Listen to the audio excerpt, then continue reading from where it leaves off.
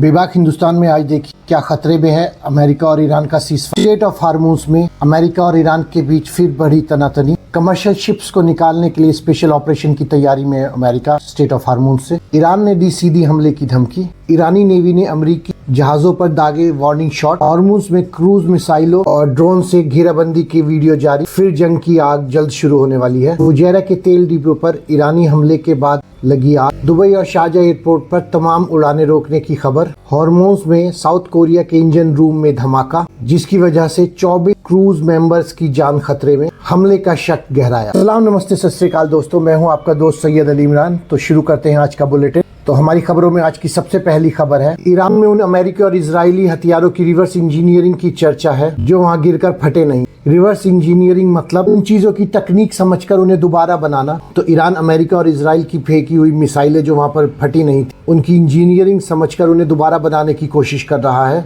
Iran में अंग्रेजी सरकारी चैनल प्रेस टीवी के मुताबिक IRGC Islamic revolutionary guard Corp ने हार्मूज प्रांत में 15 से ज्यादा भारी अमेरिकी मिसाइलों को कामयाबी से निष्क्रिय कर दिया, मतलब उनको डिफ्यूज कर दिया। रिपोर्ट में कहा गया है कि इन हथियारों को रिवर्स इंजीनियरिंग के लिए को टेक्नोलॉजी और रिसर्च इंस्टीट्यूट सौंप दिया गया है ताकि वो इनको खोलकर इनकी सारी इंजीनियरिंग समझ सकें, ये कैसे बने हैं और इनके मुकाबले दूसरे इनसे बेहतर हथियार बना सके। रिपोर्ट के मुताबिक जब्त किए गए हथियारों में अमेरिका का चर्चित GBU-57 बंकर ब्रस्टर बम और जंजार क्षेत्र में मिले और हजारों छोटे बम भी हैं। अमेरिका और इजराइल की तरफ से दागे गए बम और मिसाइलों को ईरान में मौके के तौर पर देखा जा रहा है। आइए इसी खबर को जानने की कोशिश करते हैं। ईरानी मीडिया और विश्लेषक हाल ही में मिले हथियारों को एक बड़े मौके की तौर पर देख रहे हैं। उनका कहना है कि इससे देश की सैन्य क्षमता, हथियारों की ताकत बढ़ाई जा सकती है।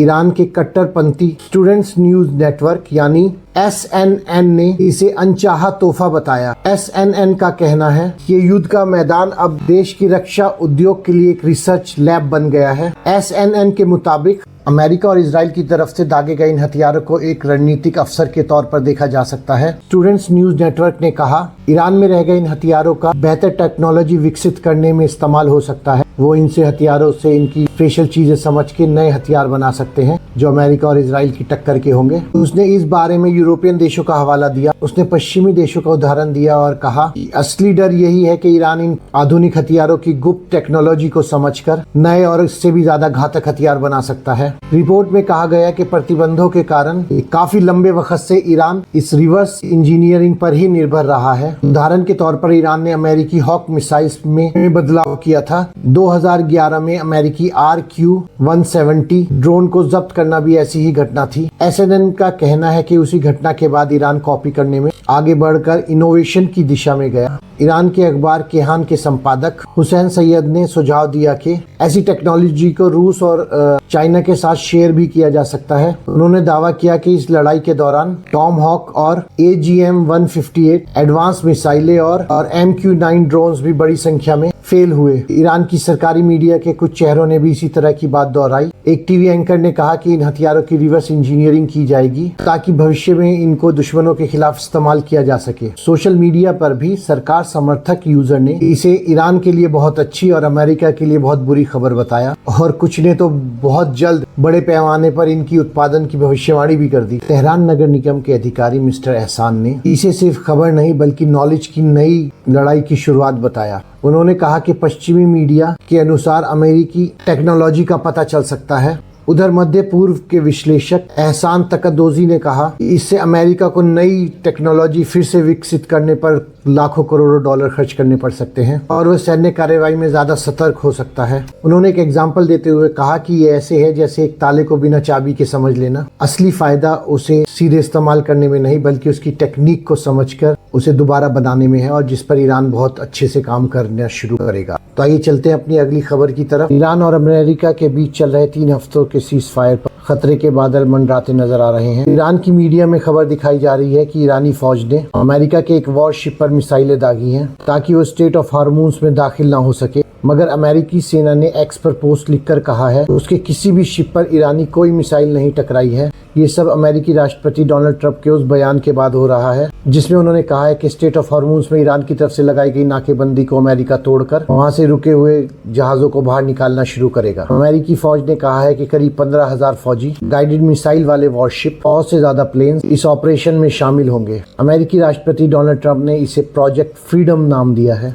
अमेरिकी फौज का कहना है कि इस ऑपरेशन का मकसद है समुद्री रास्तों को फिर से फ्री कराना, और ट्रंप का कहना है जब तक ये पूरा इलाका सेफ नहीं हो जाता कमर्शियल शिप इस तरफ नहीं लौटेंगे, इसीलिए ये कदम उठाना जरूरी है। लेकिन ईरानी फौज का कहना है कि अगर अमेरिका ने ऐसा कुछ भी किया तो ईरानी फौज उन पर हमला करेगी। ईरान का कहना है कि ये स्ट्रेट ऑफ हॉर्मूज उसके कंट्रोल में है और अगर किसी को भी यहाँ से सुरक्षित निकलना है तो उसको ईरान के साथ तालमेल मिलाना पड़ेगा। और ईरानी अधिकारियों ने ये भी चेतावनी दी है कि अमेरिका की इस हरकत से युद्ध विराम का उल्लंघन होगा और दोनों देशों के बीच में तनाव और ज्यादा बढ़ेगा। इंटरनेशनल मैरीटाइम ऑर्गेनाइजेशन का कहना है ईरान के साथ अमेरिका और इजराइल का संघर्ष शुरू होने के बाद से करीब 20,000 नावें और 2,000 जहाज स्ट्रेट ऑफ हार्मूज से नहीं निकल पाए हैं। आइए बढ़ते हैं अपनी अगली खबर की तरफ। ईरान ने एक वीडियो जारी करा है जिसमें उसकी नेवी अमेरिकी जहाजों पर वार्निंग शॉट्स दागती हुई नजर आ रही है, जो खबर आपको हम पहले भी बता चुके हैं। ईरान का कहना है कि उसने क्रूज मिसाइल ड्रोन्स के जरिए ये वार्निंग दी है। ये सारी वीडियोस जो आप देख रहे हैं इसका पूरा क्रेडिट जाता है ईरानी मीडिया को। हालांकि अमेरिकी मीडिया का कहना है कि उनके जहाजों को कोई नुकसान नहीं हुआ। एक नया टकराव किसी भी वक्त शुरू होने वाला है। आइए अगली खबर देखते हैं। हार्मोन्स की लहरों से लेकर दुबई की गलियों तक अब ईरान और अमेरिका के बीच टेंशन अब एक बहुत ही खतरनाक मोड़ तक पहुंच गई है। यूएई के फुजैरा इलाके में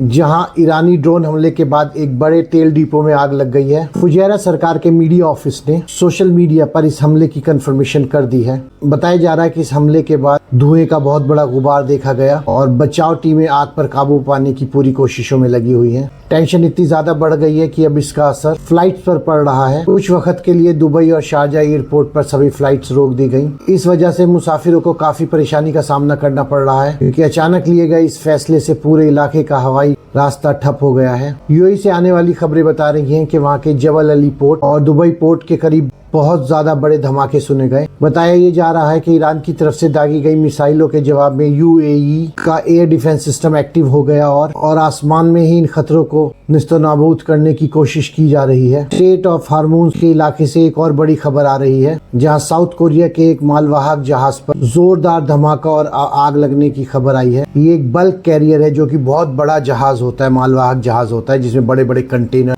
सप्लाई करे जाते हैं। साउथ कोरिया की शिपिंग कंपनी HMM के स्पोक्स पर्सन ने रॉयटर्स को बताया कि जहाज के इंजन रूम में आग लगने की रिपोर्ट मिली है और इसके पीछे की वजहों की जांच की जा रही है। फिलहाल एक जहाज के जलने की कंफर्मेशन अभी अल जजीरा ने भी की है और ये जहाज अबू धाबी और यूएई के साहिल के बिल्कुल करीब बताया जा रहा है, उसके किनारे के एकदम आसपास बताया जा रहा है। साउथ कोरिया के फॉरेन मिनिस्टर ने भी इस आग की और धमाके की कंफर्मेशन की है। तो ये थी आज की कुछ खास खबरें। तो हम मिलते हैं अपने नेक्स्ट बुलेटिन में, तब तक अपना ख्याल रखें, सलामत रहें। जय हिंद, जय भारत।